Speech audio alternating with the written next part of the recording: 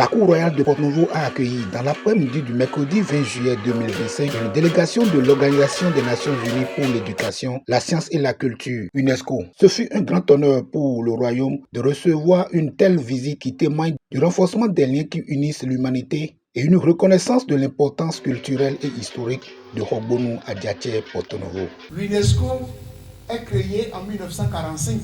au lendemain de la Deuxième Guerre mondiale, pour apporter la paix.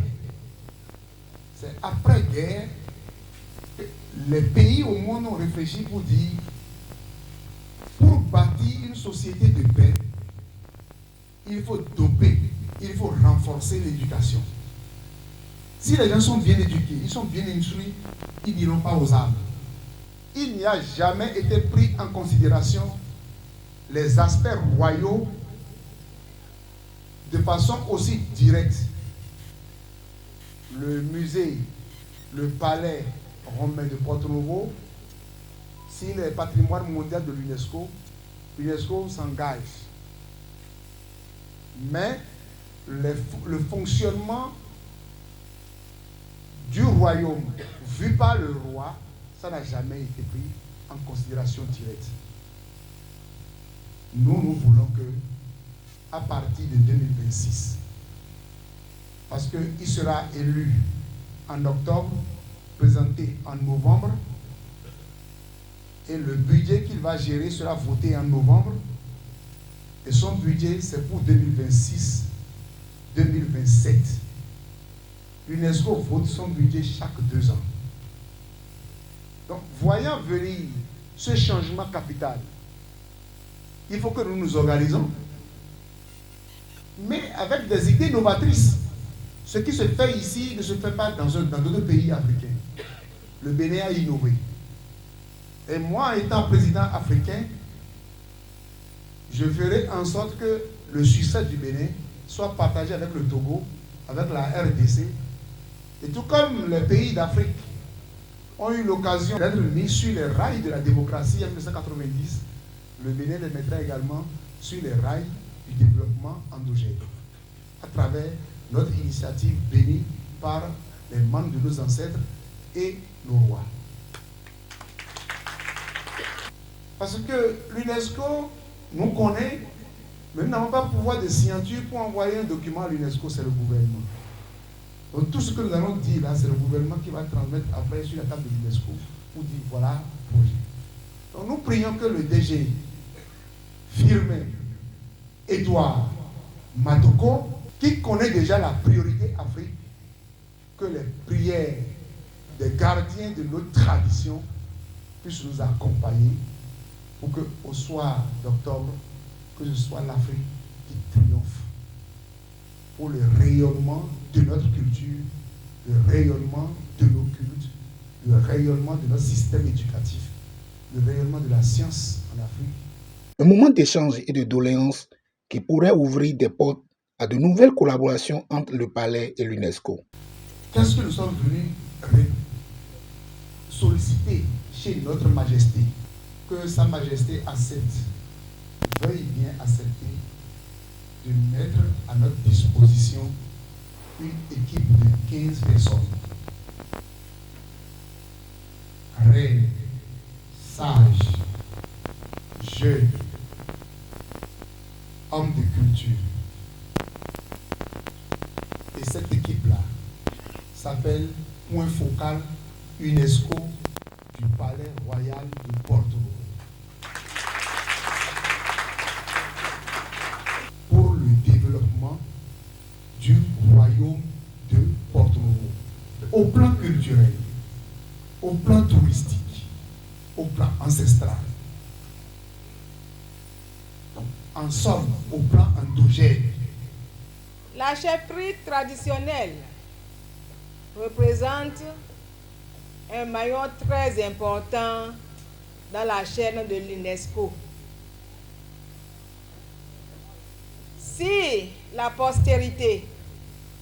doit savoir ce qui se passait en temps, je pense que la chefferie en est un moyen.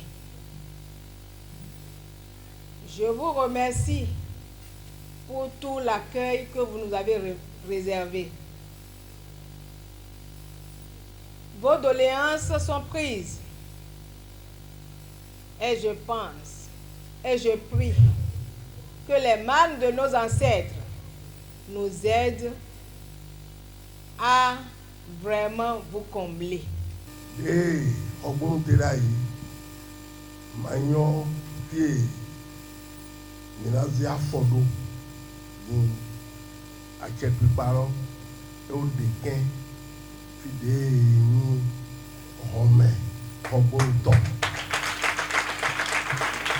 Torí dé tẹ́lá yìí àdùsí náà yìí mìíràn yìí yà àmì ọmọ rẹ̀ mìíràn yìí yà ní máa yan ẹ̀. Tó pẹ́ náà Sisi Gẹ̀rẹ́ Patrice Talon. Ní tó pẹ́ ní pàtàkì náà ní yẹ̀dọ̀ yìí jí tó gbẹ́mẹ́ yìí ní jí ní kọ̀tọ̀ tó fi mẹ́. Torí ní àdó yìí jí bọ́ àmàjì àdọ́gbótọ́ dé mẹ́. Nùwẹ́yìn tó wẹ́ bọ́ àjọdó rẹ̀ akọ̀débò yìí bẹ́ẹ̀ lọ́rẹ̀ kpọ́nù. Bon, bien, nado ema ayi bomo, ye ma moto kilo leme. Wezo, adopoto de yin, nido bibio, na noe wa na toye. Era yi nukulo te, wona mo lore pule posin dagbe. Awutu ma anye ton. Nde pepe ma wezo home, afweto na poko. Mi lo su de ka yin afozero tito UNESCO ton. Kaka gbọ̀n mẹ́yìn gbéjì kaka wòtò òpẹ̀rọ fìlẹ́bù mẹ́ gbẹgbẹdẹ àgàwọn dídó ṣàǹsánà pé máa pé àgbàkọ àgàwọn tó gbẹgbẹdẹ àgàwọn dídó ṣàǹsánà pé máa pé àgbàkọ àgàwọn tó mọ́tò dé mìíràn zan mọ́tò lọ ẹ máa pé àgbàkọ torí ọmọ ẹ yọ́nà mi bọ́mi tó gàjí lọ́pọ̀ yí gbogbo yá sàn ẹ gbẹdọ̀. Edi dɔ tí agbani sí hɛn lɛ kó pátápátá yé mɔ ayiroplan dàgbé do egbe ayiroplan dàgbé miã tó ma fɔn jɛ wòdza yi pɛmina dɔ ŋdó ye dɔ dìde mɛkulɔ dɔ mɛtɔnɔmɔnɔ ati sa wɛnu do agolé yé ma nù fún miã do agolé wɛ lílɛ. De yelne ito de ba ibo ade do ya mi do fie gbe ejro me won gbe ton ojro me na su ya to atie ni ne loji indo ye wa holu gbasa o tan wa no se o tan wa ndudu de holu no name o tan wa holu no ijolo meton ayo vi wa no do ko do na tan bono pe ti agbani ji vi chanton to vi chanton le me titan e do holu le mina mo hakpon bona mo delokpon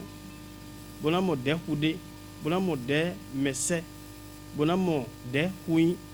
mina mo te vosu te ada te woku do wenwe na je ile jite gamelo e ba indi ekpedi we po boy do alile wa kaka bodo tito kaka bo mi ato fi kaka je 1976 ogumo to renme bo melokpo no kla jeji bolo mi ton gamelo na igbawo mamo han to ahosi lesi melo pom lo kaje henu sinu ji bolo mi le chowe na du wo sin ho en ho lo donc aholu dudu de po dagba ton e men juro mesin ni son wonu egbon mi to ho dote yema iti to me basi aholu tade ton pon ilo ye vanu kuro mi to hen me to gbe lo mi na kwejo ho mi to foru flen amo ye do ye na wa voto do wenu na e wa je 1976 après 1976 nde le wa je flen bo me support wa sisi fi bo modona bo monukun je me we po ya voto bo na le beso vi me hoji bi beji yo imi je ho gboji flen mi na mo tan lo e bo bi o gbe donc aholudu poda gbaton mayin duro e me faveur et mais une négociation mais campagne il faut que me les binizero tome vous comprendre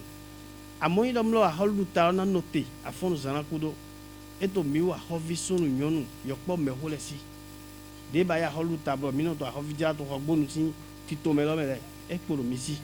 ni kana so jai mile suete amo de ma ko jai do ti agbani wonu e ma memo ko ma tin boya so jai to we to no bon beto to klem me to flen mati me pere na mi wezombo ndo domo mamo mele na do a donc be de hier ton flen di wezombo temelo na mo ijan wa na wa de ton ce n'est pas ça ndo plokpo do titu eton wezombo nze we mari bo zejuro mi to flen il a ipon hogbon la rotation se fait de façon rotative à Bomo c'est de façon alternative à Alada c'est de façon alternative à mon mille de rofi ni jem novidia jem la hoji jem novidia jem la hoji de a holu ta hogbon to tenir bon et dom lo de te son we wenu na me church ile mo été dévié bon ben domo bo dondo journaliste le bipapata UNESCO si mele temeteme bo lo di do de na fonami na daniti foniti nami dagbe mi tonde yi beji le bina le kogo vive yi ti we domlo na dondo togan Patrice Talon do indo mi to hoele do bolo bo togan dondo yeno mo do bon togan we non ce n'est pas ça il me de wan we tonde yini pa pe tonne ko si de pe de na ba igbon to gbe si nwe keme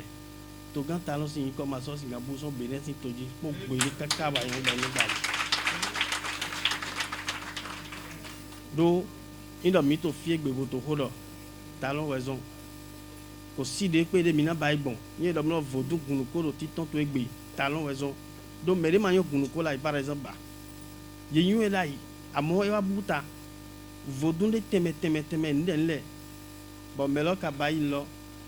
ah ko si de pe de mi na ba igbon nde do de go etere yin sun to flen ira do gomi do ma fana supa si podo hosa wa ko fana délégué quartier ton bon mina do conseiller local communal bonado CA bonado maire wa ko bonado mais wa DG ministre déjà quand président ton e ma hando to de me ni ko mon ko ton e ma ka do ya merego bonado me wa le non donc di dossier ouais na ko na togan Patrice Talon ouais pour bona ko dena e basi ministère de la culture bona ko dena e basi di de teme organe de ko pachena we domesi no miton le bi pata do ise itolo me po e church amo mi church mi no ya mi sa lo suga donc dondo me le po